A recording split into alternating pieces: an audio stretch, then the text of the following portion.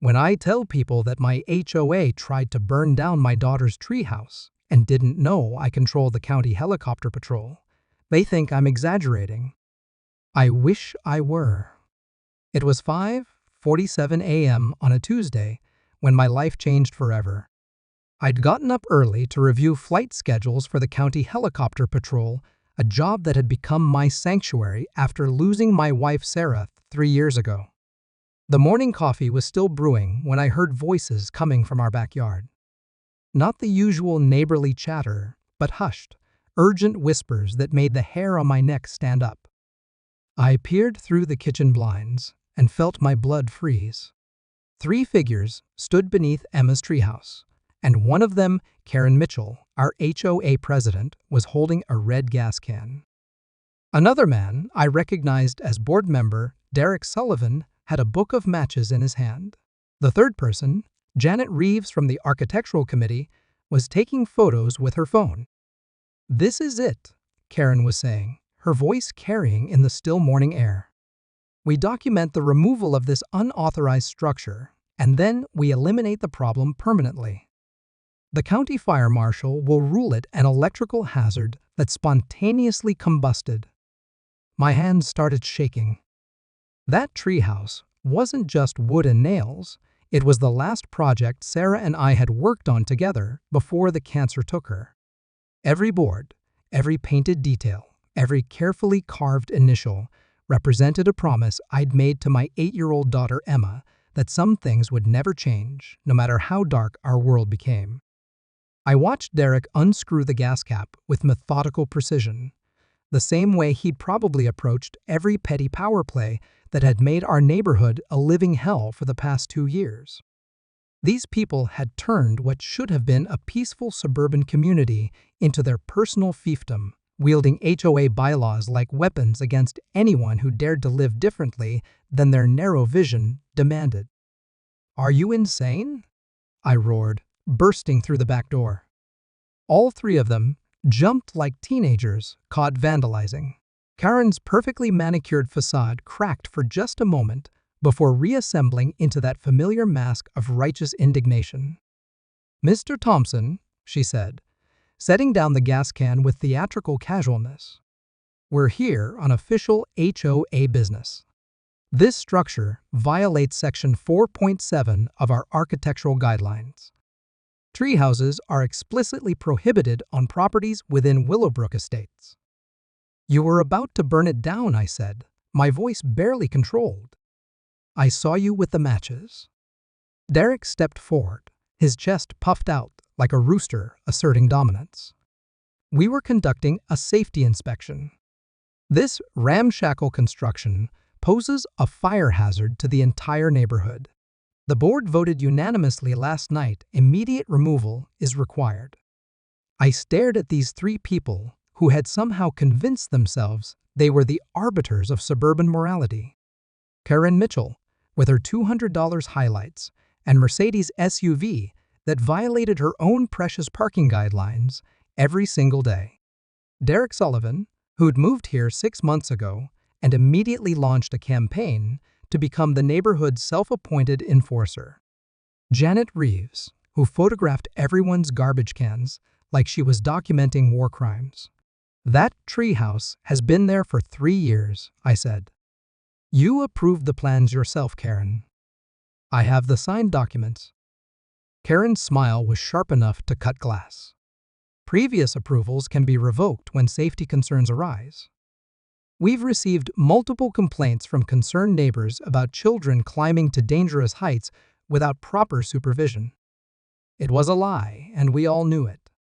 Emma rarely played in the treehouse anymore, not since her mom died. Most days, she just sat up there reading or talking to the little garden we'd planted below, where Sarah's ashes were scattered among the roses. The treehouse had become less of a playground and more of a shrine, a place where a grieving child could feel close to the parent she'd lost. "Besides," Janet added, lowering her phone after taking another dozen photos, "the structure clearly violates the 15-foot setback requirement from property lines.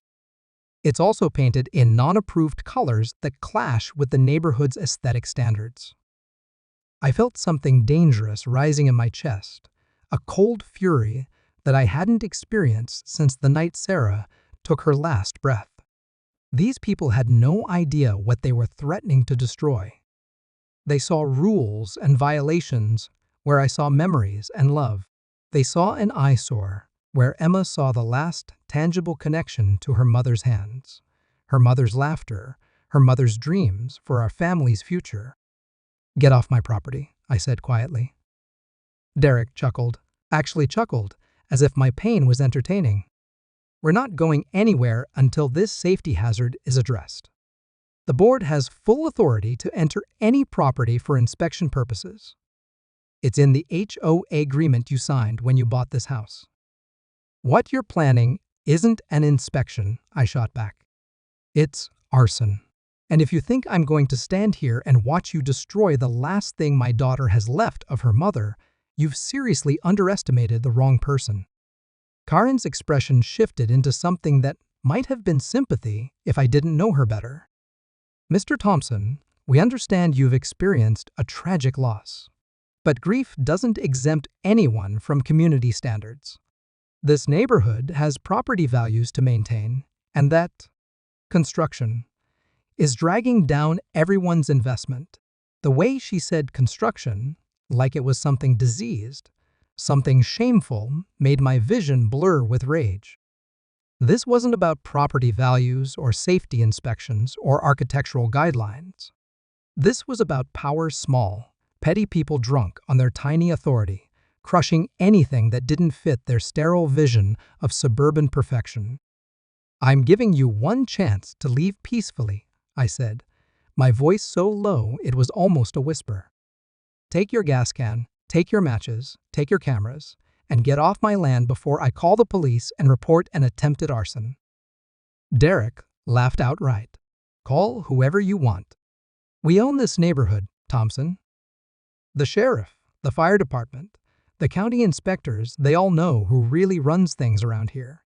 You think your little sob story about a dead wife is going to trump 3 years of documented violations?"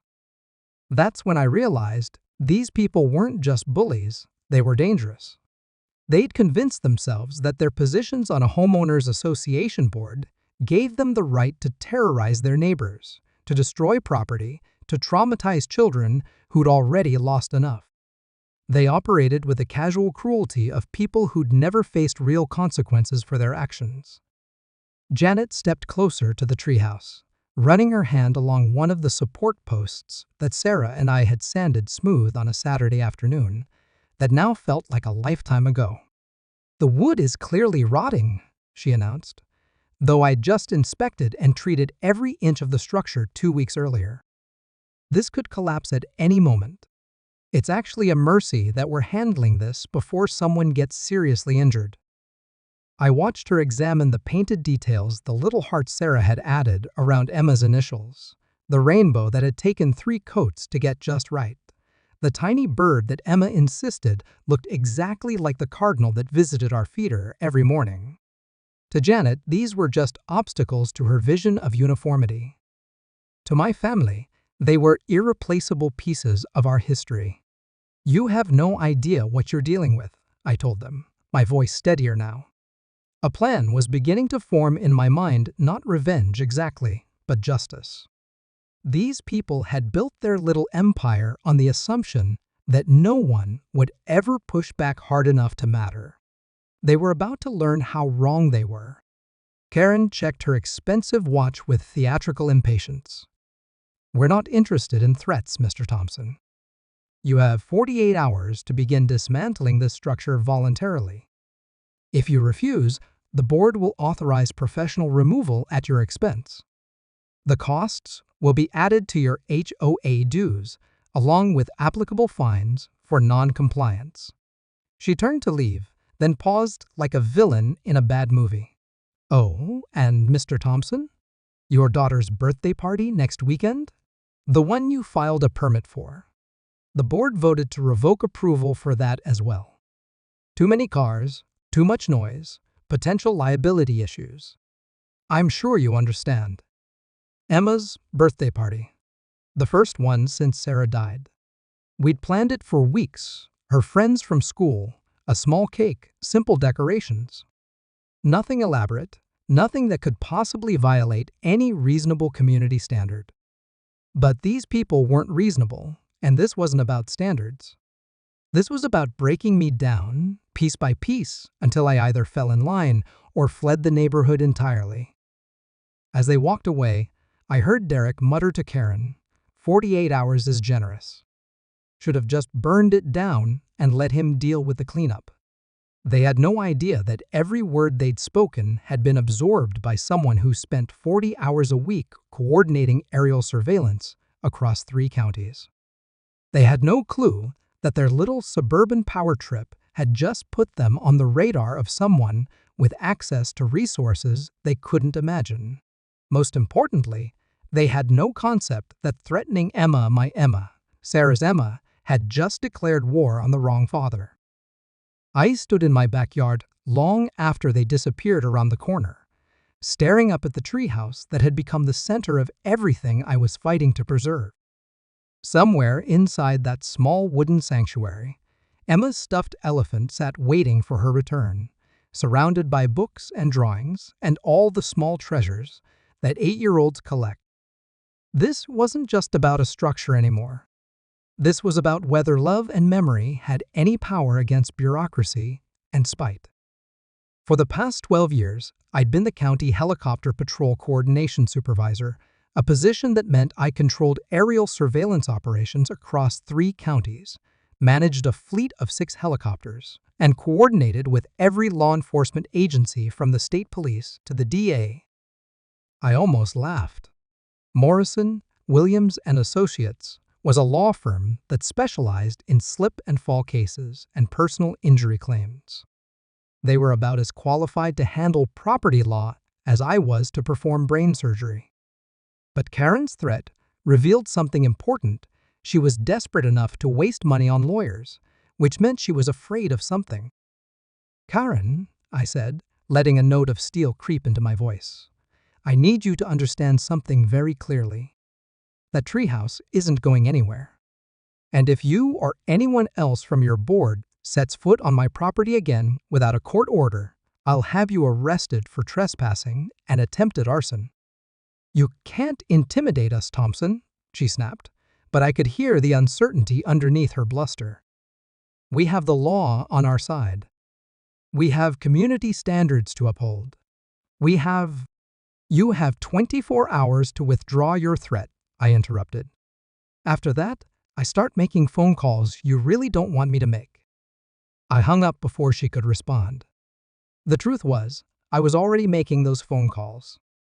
By 4:00 p.m. I had conversations scheduled with the county environmental inspector, the building code enforcement office, and the Wetlands Protection Commission. By 5:00 p.m. I'd flagged Willowbrook Estates for a routine compliance survey that would bring aerial surveillance over the neighborhood every day for the next month. When I picked Emma up from school that afternoon, she was quieter than usual. Her teacher, Mrs. Rodriguez, pulled me aside with obvious concern. "Emma seems to be having some anxiety about going home," she said gently. She asked me twice if there was somewhere else she could stay after school. "Has something happened at home?" I knelt down to Emma's level, looking into eyes that were too serious for an 8-year-old. "Hey, baby girl, are you worried about the treehouse?" They wanted to play games with my daughter's happiness? They wanted to threaten the last memorial I had to my wife? They wanted to use rules and regulations as weapons against a family that had already lost everything that mattered? Fine. But this time, they were playing against someone who wrote the rules from the sky. The next morning, I didn't wait for Karen Mitchell's deadline. At 6:00 a.m. sharp, I was on the radio coordinating what would officially be logged as routine environmental compliance survey, Willowbrook Estates subdivision. To anyone checking the records, it would look like standard county oversight.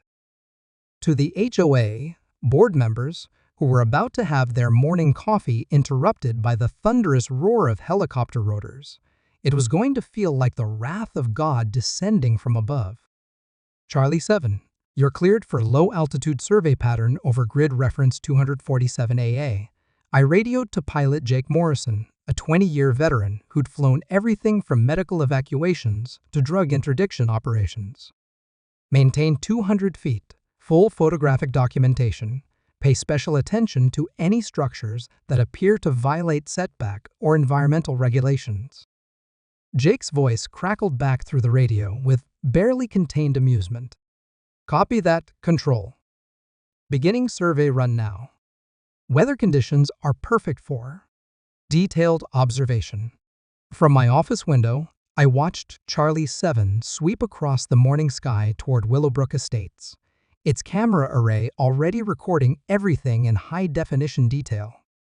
The helicopter's path would take it directly over Karen Mitchell's illegally extended deck, Derek Sullivan's unpermitted hot tub, and Janet Reeves's converted garage art studio. But more importantly, it would hover for exactly 90 seconds over my backyard, documenting every angle of Emma's treehouse in all its perfect, code-compliant glory. My phone started ringing at 6:47 a.m. Karen Mitchell, of course. What is the meaning of this harassment? She shrieked without preamble. There's a helicopter circling our neighborhood taking pictures of our homes. This is a violation of our privacy rights. Ma'am, I'm not sure what you're referring to, I said, with the practiced calm of someone who'd spent years dealing with civilian complaints about helicopter operations. All aerial surveys are conducted in accordance with federal aviation regulations and county oversight protocols. If you have concerns about a specific aircraft, I'd be happy to check our flight logs. I let her rant for 30 more seconds before cutting in. Mrs. Mitchell, are you suggesting that a county employee would misuse official resources for personal reasons? That's a very serious accusation. I should probably document this conversation and forward your concerns to the County Ethics Board for investigation. The silence on the other end was so complete I wondered if she'd hung up. Then I heard her breathing, fast and shallow, as she realized she'd just painted herself into a corner. Accusing me of abuse of power would require her to explain exactly what I might be retaliating for, which would mean admitting to attempted arson and ongoing harassment of a county employee's family. This isn't over, she finally whispered, then slammed down the phone. But it was far from over. At 9:15 a.m., my friend Tom Bradley from the County Environmental Protection Office called with news that made me smile for the first time in days. Mike, you're not going to believe what our compliance software flagged during routine database cross-referencing, Tom said. That Willowbrook Estates subdivision? Half of it was built on protected wetlands. Somebody got permits they shouldn't have gotten, and now there are houses sitting on land that should have been preserved under federal environmental regulations. Tom Bradley wasn't just another government bureaucrat. He was a former Marine who'd served 2 tours in Afghanistan before coming home to discover that his favorite fishing spots had been destroyed by illegal development. He took environmental violations personally, the same way some people take insults to their family. How bad are we talking? I asked. Bad enough that every septic system in the development is probably leaching into the groundwater that feeds Miller's Creek. Bad enough that the original environmental impact study was either falsified or completely ignored. Bad enough that we're looking at potential federal EPA involvement if this gets elevated. I felt that familiar cold satisfaction settling in my chest, the same feeling I got when a search and rescue operation finally located a missing hiker, or when surveillance footage helped solve a case that had been cold for months.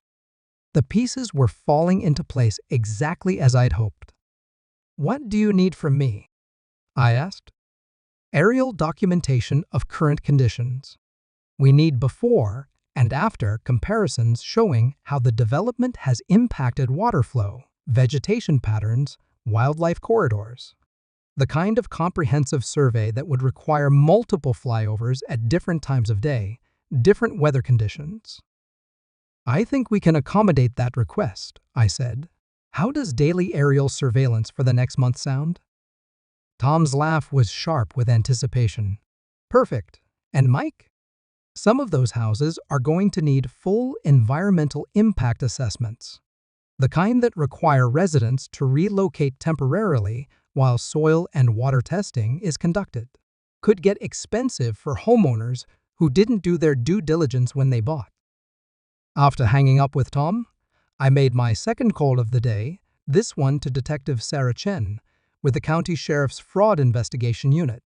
Sarah had worked with our helicopter patrol on dozens of cases over the years, everything from tracking down stolen vehicles to documenting insurance fraud. She was also someone who didn't appreciate bullies using legal intimidation to silence their victims. Mike, good to hear from you, Sarah said. What can I do for you? I told her about the HOA's escalating harassment campaign, their threat to burn down Emma's treehouse, and their pattern of selective enforcement that seemed designed to drive out specific residents while protecting their friends. I also mentioned the interesting discrepancies between the violations they were citing and the actual county building codes. So, you're thinking fraud? Sarah asked. I'm thinking a conspiracy to use false legal claims for the purpose of harassment and property devaluation. I'm thinking mail fraud because they're sending violation notices through the Postal Service for infractions that don't actually exist under county law. I'm thinking wire fraud because they're using email and phone calls to coordinate these harassment campaigns. Sarah was quiet for a moment, and I could practically hear her taking notes. You know what this sounds like to me? It sounds like a racketeering operation. Small-scale, suburban racketeering, but still a pattern of organized criminal activity designed to extract money from victims through intimidation. The word racketeering hung in the air between us like a perfectly placed chess piece. Under federal RICO statutes, a pattern of racketeering activity could result in criminal charges that carried prison time, not just fines. More importantly, it would allow victims to recover triple damages in civil court, which meant every family that had been harassed by the HOA could potentially recover 3 times their actual losses. I'd need to see documentation, Sarah continued. Correspondence showing coordination between board members, evidence of selective enforcement, proof that they're citing non-existent violations. Financial records showing where all these fines and legal fees are going. I can get you all of that, I promised. But I'll need time to develop the case properly. How much time?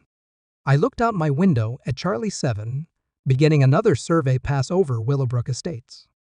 Give me 2 weeks. By then, I'll have enough aerial documentation to prove every violation their board members are guilty of, plus environmental evidence that's going to make their little power trip look like small potatoes compared to the federal charges they might be facing.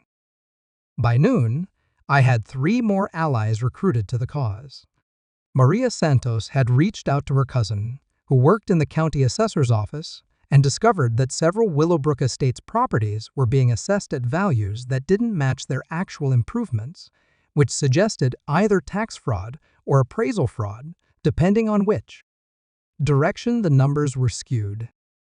My old friend, Captain Rodriguez from the fire department, had agreed to conduct a routine safety inspection of the neighborhood, paying special attention to unpermitted electrical work, illegal gas lines for hot tubs, and converted garages that might not meet fire safety codes. And, perhaps most satisfying of all, I'd gotten approval from the County Planning Commission to conduct a comprehensive development impact study that would require weekly helicopter surveillance of Willowbrook Estates for the next 6 months. The study would examine everything from traffic patterns to environmental compliance, and the data collection would be meticulous enough to document every car that parked illegally, every trash can left out past pickup time, and every blade of grass that didn't meet county landscaping requirements. Karen Mitchell called me again at 2:30 p.m., but this time her tone was different. The hysteria was gone, replaced by the careful calculation of someone who'd finally realized she might be outmatched. Mr. Thompson, I think there may have been some misunderstanding about the Treehouse situation. The board has decided to reconsider our position in light of new information about the structure's historical significance. Historical significance? I asked, genuinely curious about what kind of spin she was preparing. Well, yes. Structures that serve as memorials to deceased family members fall under a different category of our architectural guidelines. The board feels that perhaps we were too hasty in our initial assessment. I let her twist in the wind for a moment before responding. That's interesting, Karen. Because yesterday you were threatening arson, and now you're talking about historical significance. What changed? I think you know what changed, she said quietly. The question is whether we can find a reasonable accommodation that works for everyone. Here's what's going to work for everyone, I told her. The treehouse stays exactly where it is. Emma's birthday party happens as scheduled, and your board stops harassing families in this neighborhood, effective immediately. And if we agree to those terms, I looked out at Charlie 7, making another pass over the subdivision, its cameras documenting every violation, every discrepancy, every piece of evidence that could be used to dismantle their little empire of suburban tyranny. If you agree to those terms, Karen, then maybe your board gets to keep pretending they're legitimate community leaders instead of the small-time criminals they actually are. The silence on her end stretched for nearly a minute. When she finally spoke, her voice was barely above a whisper. The treehouse can stay. But I wasn't done with Karen Mitchell and her board of suburban sociopaths. Not by a long shot. Because this had never really been about Emma's treehouse. That was just the catalyst. This was about 3 years of watching good people get driven out of their homes by petty tyrants who confused property management with personal vendettas. This was about justice. And justice, as I was about to demonstrate, looked a lot different from 500 feet in the air. Karen Mitchell's surrender should have been the end of it. A reasonable person would have accepted victory and moved on with their life. But I'd spent 3 years watching these people destroy my neighbors' lives while hiding behind the fiction of community standards. Emma's treehouse was safe. But what about the next family that didn't happen to control county helicopter surveillance? More importantly, I discovered something during my aerial reconnaissance that changed everything. The Willowbrook Estates HOA wasn't just selectively enforcing their own rules, they were actively conspiring with outside developers to force specific residents out of their homes, so the properties could be acquired below market value and flipped for massive profits. The smoking gun came from an unexpected source. Mrs. Eleanor Walsh, the 73-year-old widow who lived 2 streets over from us, had been receiving violation notices for over a year. Her crime? Maintaining a vegetable garden that the HOA claimed violated their ornamental landscaping-only policy. They'd fined her $12,000 in accumulated penalties and were threatening foreclosure proceedings if she didn't pay. But when Charlie 7's cameras captured aerial footage of her backyard, something didn't add up. Mrs. Walsh's garden was beautiful, meticulously maintained, and completely within the bounds of her property.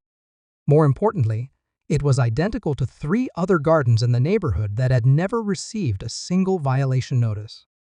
The only difference was that Mrs. Walsh's property sat on the largest lot in the development, with mature oak trees and a location that would be perfect for subdivision into 3 smaller parcels. That's when Maria Santos' detective work paid off in ways I never expected.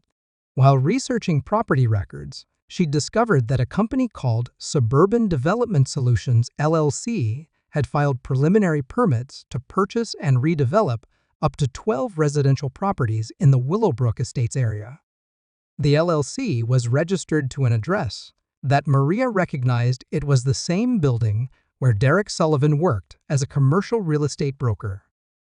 The conspiracy was elegant in its simplicity. The HOA would target specific properties with harassment campaigns designed to force out the owners. Once the properties went into foreclosure or were sold at below-market prices to escape the harassment, Derek's development company would swoop in and acquire them cheap. The properties would then be demolished or extensively renovated and sold at premium prices to new buyers who had no idea what kind of neighborhood politics they were walking into.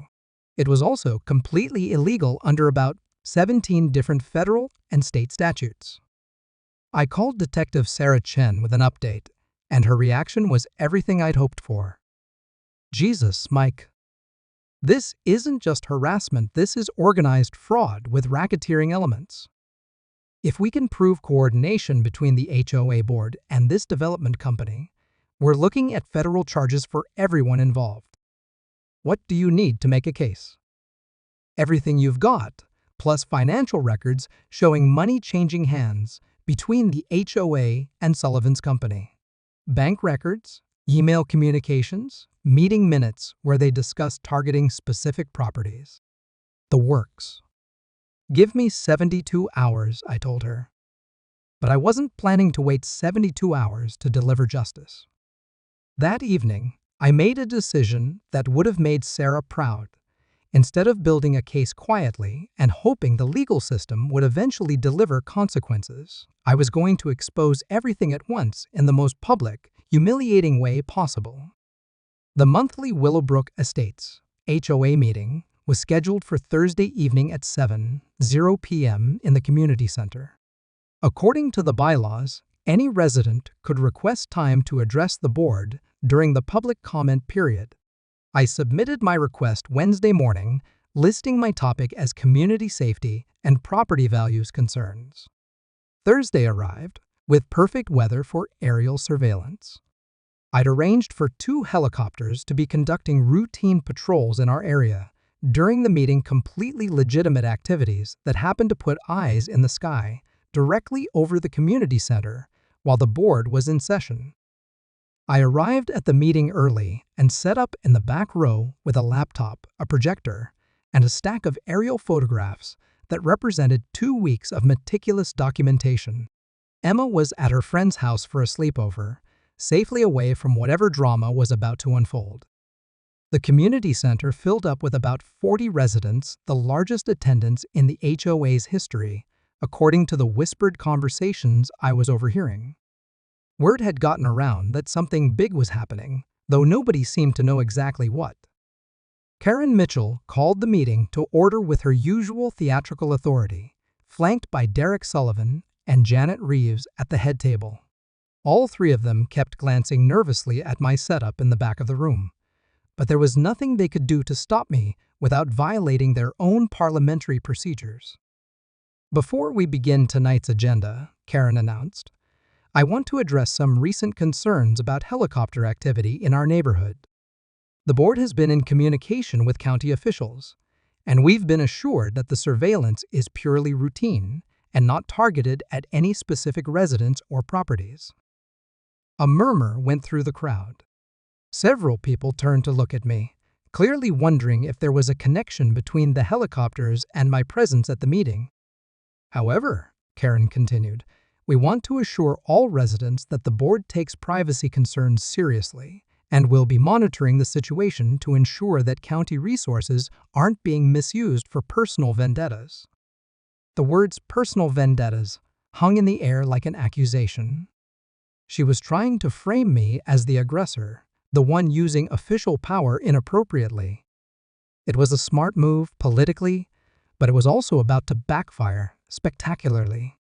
Now, Karen said, consulting her agenda with theatrical importance, our first order of business is the ongoing compliance issues with several properties in the development. Janet, would you please present the Architectural Committee's latest findings?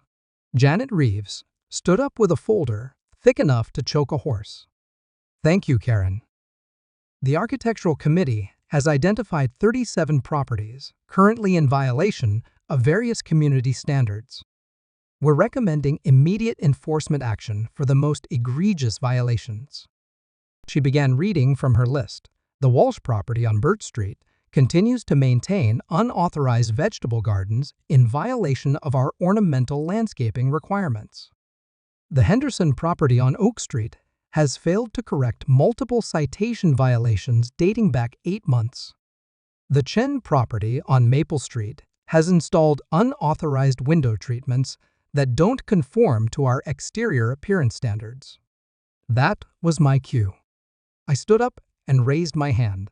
Point of order, Madam President. I'd like to exercise my right to address the board during public comment. Karen's smile was sharp enough to perform surgery. Mr. Thompson, public comment occurs at the end of the meeting, after we've concluded board business. Actually, I said, pulling out a copy of the HOA bylaws that I'd studied more carefully than she apparently had. Section 12.3 states that any resident may request to address urgent safety concerns at any point during the meeting. Since the Architectural Committee just raised safety concerns about my property, I believe that qualifies as urgent. Derek leaned over to whisper something in Karen's ear, but she waved him off. Very well, Mr. Thompson. You have 5 minutes. I walked to the front of the room, connected my laptop to the projector, and began what would later be described by several attendees as the most savage takedown in suburban history. Thank you, Madam President. I'm here tonight to address some serious safety concerns that have come to light through recent aerial surveillance of our neighborhood. The first image appeared on the screen, a crystal-clear aerial photograph of Karen Mitchell's backyard, with her illegally extended deck highlighted in bright red. A collective gasp went through the room. This is the Mitchell property, I announced. As you can see, the deck extends 8 feet beyond the approved building envelope, effectively annexing public parkland for private use. According to county records, this addition was completed without permits and violates both setback requirements and environmental protections for the adjacent wetland area. Karen's face went white. This is harassment. You're using government resources to spy on private citizens. Ma'am, all aerial surveillance is conducted in accordance with federal regulations and county oversight protocols, I replied, using her exact words from our phone conversation. I'm simply presenting photographic evidence of safety concerns that affect our entire community.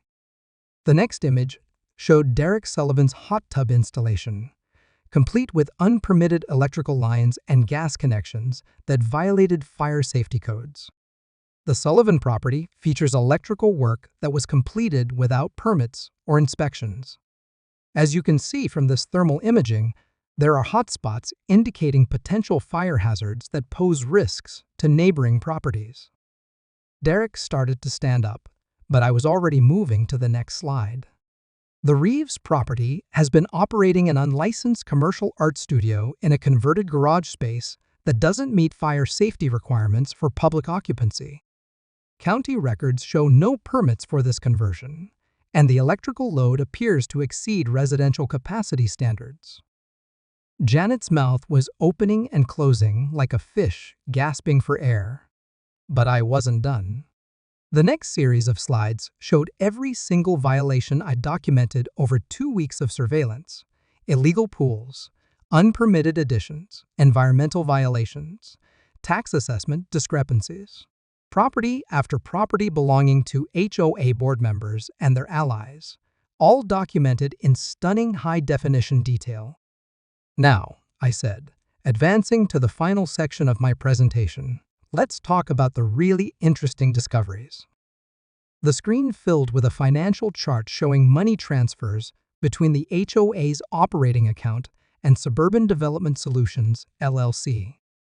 Over the past 18 months, this board has paid over $47,000 in consulting fees to a development company owned by board member Derek Sullivan. Consulting fees for what, exactly? Derek was on his feet now, his face red with rage. You have no right to access private financial information. Actually, HOA financial records are public information available to any homeowner upon request, which I made 2 weeks ago and which was illegally denied by this board in violation of state homeowner association statutes. I clicked to the next slide, showing a map of Willowbrook Estates with targeted properties highlighted in red. This map shows the properties that have received the most violation notices over the past 2 years. Notice anything interesting about their locations? The pattern was obvious once you saw it from above.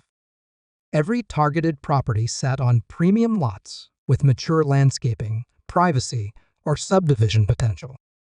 Every single one would be worth significantly more to a developer than to the current homeowners. "Ladies and gentlemen," I said, turning to face the crowd instead of the board, "you haven't been dealing with a homeowners association. You've been dealing with a criminal conspiracy designed to steal your property through harassment, fraudulent legal claims, and selective enforcement of made-up rules." The room erupted. Neighbors who hadn't spoken to each other in months were suddenly comparing notes, realizing they'd all been targeted by the same systematic campaign. Mrs. Walsh was crying, but they were tears of relief, not despair. The Hendersons were taking pictures of the financial charts with their phones. Karen was shouting something about points of order and parliamentary procedure, but nobody was listening to her anymore. The spell was broken. The authority she'd wielded for 3 years had evaporated in 15 minutes of aerial photographs and financial documentation. "Mr. Thompson," Derek snarled, "when our lawyers are done with you, you'll be lucky to keep your job, let alone your house." I smiled at him, the same cold smile Sarah used to get when someone underestimated her determination to fight cancer on her own terms. "Derek, I should probably mention that Detective Sarah Chen from the County Sheriff's Fraud Unit is outside in the parking lot right now, along with agents from the State Attorney General's office and the FBI's White-Collar Crime Task Force. They're very interested in discussing your consulting fees and property acquisition activities." The color drained from his face so fast I thought he might faint. "Oh, and Karen?" I turned to address the former HOA president directly. "Remember when you accused me of using government resources for personal reasons? The County Ethics Board received your complaint and conducted a full investigation. They concluded that all aerial surveillance was conducted within proper protocols for legitimate government purposes. However, they did flag some concerns about citizens making false accusations against county employees. You might be hearing from them." Through the community center windows, I could see the flashing lights of police vehicles pulling into the parking lot. "Right on schedule." "The meeting is adjourned," Karen whispered, but she was talking to an empty room. Half the residents had rushed outside to talk to the police, while the other half surrounded me with questions, gratitude, and offers to help with whatever came next. As I packed up my laptop and projector, Mrs. Walsh approached with tears still streaming down her face. "Mr. Thompson, I don't know how to thank you. I was about to lose my home over that garden. It was the last thing my husband planted before he died." "Mrs. Walsh," I told her, "nobody's losing their home. And your garden is beautiful exactly the way it is." Outside, Detective Chen was reading Derek Sullivan his rights, while FBI agents loaded boxes of evidence into unmarked vehicles. Karen and Janet sat in the back of separate patrol cars, still looking stunned by how quickly their suburban empire had collapsed. I drove home through streets that felt different somehow, lighter, like a storm had finally passed. Emma's treehouse stood silhouetted against the night sky, exactly where it belonged, surrounded by the roses where Sarah's ashes helped beautiful things grow. 3 weeks later, the local newspaper ran a front-page story about the largest suburban fraud case in county history. Derek Sullivan was facing federal charges for conspiracy, fraud, and racketeering. Karen Mitchell and Janet Reeves were looking at state charges for harassment, extortion, and filing false legal documents.